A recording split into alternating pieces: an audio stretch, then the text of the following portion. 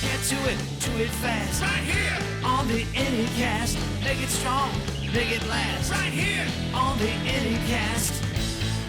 All right, everybody, welcome to another episode of the Anycast. I am Matt, and I am here. We were just talking before we started with somebody that has been in this industry longer than me, or as long as me, which should make one or both of us feel very old.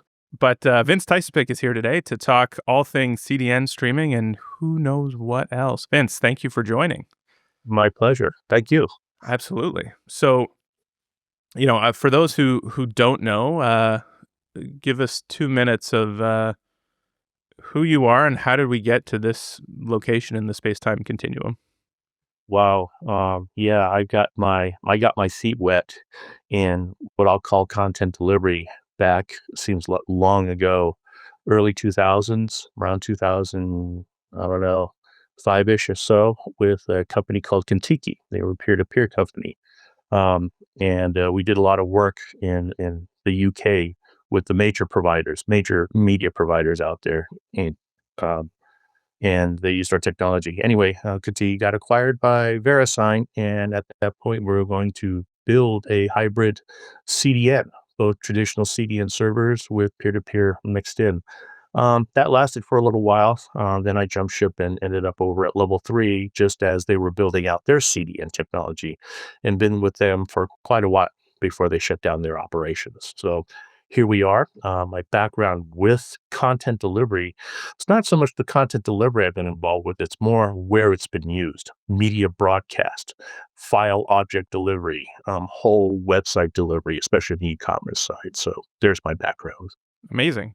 Well, that gives us a whole lot of jumping off points. But the one that I would love to start with, because I feel like it is, at least in my social media LinkedIn universe, it always comes up every 2.5 years or so. Is 2026 the year that P2P finally takes over for CDN? You know what? I wrote a white paper that I posted out there because of my background with P2P, not just through Kontiki, but because over at Level 3 or CenturyLink at the time, we acquired a peer-to-peer company called Streamroot. Mm-hmm. And because of who we are, who we were, we had access to all the major media accounts that are out there. But the quick answer to your question is it's difficult. The arguments behind it, the data behind it that demonstrates its efficiency, where it can help with content delivery is basically undeniable. And it has been proven in some major live events. But there's a stigma, and that stigma will just not go away. That stigma is backed by, back then when there was the BitTorrents of the world, the Pirate Bays of the world, the Kazas and stuff like that. There were government policies, rules, and regulations that were passed by them that effectively outlawed them. And if you look at even how the Motion Picture Association feels about peer-to-peer, to this day, they take a very dim view. Yeah. Again, the technology is undeniable, but there's that stigma that's hard to overcome. And like I said, we brought Streamroot to a number of major broadcast logos, and it was hard ice to crack, if you will, because of that stigma. Yeah. And also because of the economies of where, pricing with CDN was going. People felt we're fine. Right. If you want a prime example of where peer-to-peer was tried a few years ago, you can go into Google, type in Twitch, and type in South Korea. Mm-hmm. Because the cost of operating a network or CDN in South Korea is so phenomenally high, peer-to-peer made sense. Sure. And Twitch tried, but were effectively chased out of the country, if you will. So, yeah. To your question, is 2026 the year? I don't want to say yes, and I don't want to say no. I've talked to the CEOs of all the major peer-to-peers out there. We talked about the challenges in the past, the challenges today, and, what's tough to overcome. I suggested that with DePIN, you look at repositioning under that guise, if you will, right? because DePIN is all about decentralized processing, decentralized infrastructure, which is what peer-to-peer is. But it's that stigma that's hard to get away from. Right? Yeah. If you ask somebody with kids, do you want to entertain them, would you rather do it in the comfort of your own home, or would you rather have to go out in public, make sure they behave, get from the car to the concession stand, into the theater, make sure they don't disrupt anybody else while the movie's going on? It's after spending $75. Yes, and $75 for the privilege. It's not the glamorous experience that either it once was or maybe never was. It was just that was the option. Yeah. Now it's changed. It's not just the Netflix thing. It's how the whole industry. I mean, we're talking CDN, and look at a majority of this conversation has been around media broadcast, right? So it's the shiny object. It's the shiny and it's relatable, right? Like I think there's something about it's like the tangible version of CDN. I don't think people really go, oh, it takes a lot of technology for me to get a Microsoft Windows update.